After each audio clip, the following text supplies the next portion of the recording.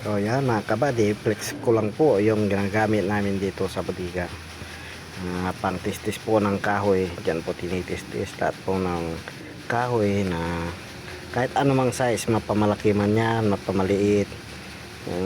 Diyan po ginagawa. Kaso nga lang, marami dapat yung kundyan, yung mag-a-assist sa yung operator, saka yung iba din nagtutulak, nag-aayos. Yan po ang ginagamit namin dito. So yan, kung may mga papatistis din pumupunta dito para patistis yung mga malaki 4x4, 8x8. So dyan tinitistis yung kasama natin. Yan si operator nyan, si buloy ko. Doon yung mga kasama nating iba nag-aabang ng matitistis sa kanila kakamadahin.